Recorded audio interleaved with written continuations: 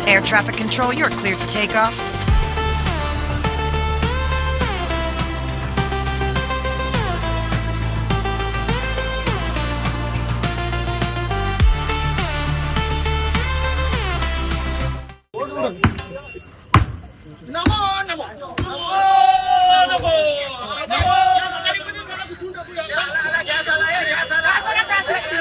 जिल्ह्यातील गॅस तुटवड्याच्या प्रश्नावरून मनसेनं आक्रमक भूमिका घेत पनवेल महापालिकेसमोर अनोखं आंदोलन केलं.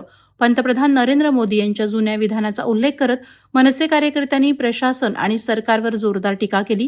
गटारात पाईप लावून शेगडी पेटवा असं सांगणाऱ्यांना आज आरसा दाखवण्यासाठी हे आंदोलन केल्याचा दावा मनसेनं केला. सध्या गॅस सिलेंडरच्या तुटवड्यामुळे पनवेलमधील नागरिकांना मोठ्या अडचणींचा सामना करावा लागतोय. अनेक ठिकाणी गॅससाठी लांब रांगा लागत असून नागरिकांना तासनतास प्रतीक्षा करावी लागते. मात्र या समस्येकडे प्रशासनानं दुर्लक्ष केल्याचा आरोप मनसेनं केलाय. पनवेल मनसे शहर प्रमुख योगेश चिले यांनी यावेळी सरकारवर तीव्र शब्दात टीका केली.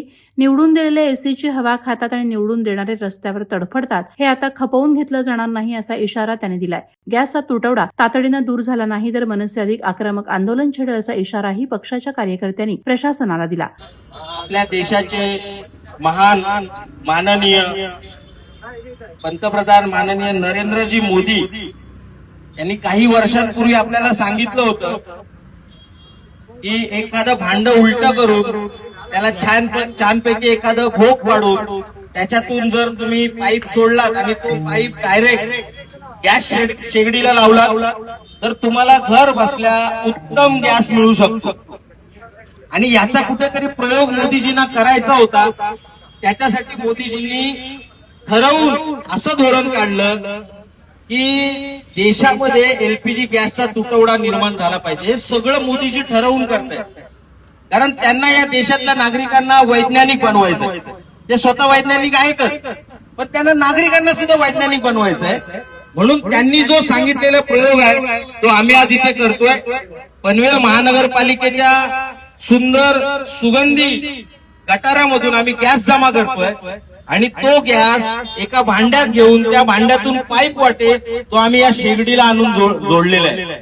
आणि मित्रांनो, तुम्हाला आश्चर्य वाटेल, मोदीजी जसं बोलले त्यातली एकही गोष्ट घडली नाही. याच्या पूर्वी पण घडली नव्हती, याच्या नंतर सुद्धा घडणार नाही.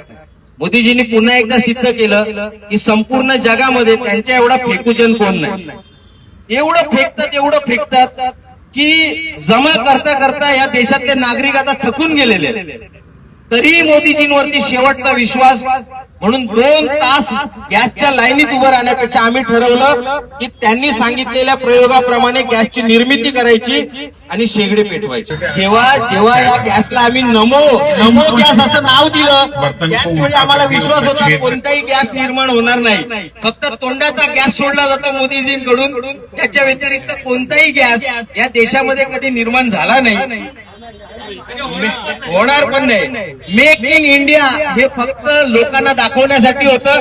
हे अशा पद्धतीचं मेक इन इंडिया जर देशामध्ये मोदीजी चालवणार असतील तर पुढचे 10 वर्ष या देशामध्ये काही घडू शकत नाही.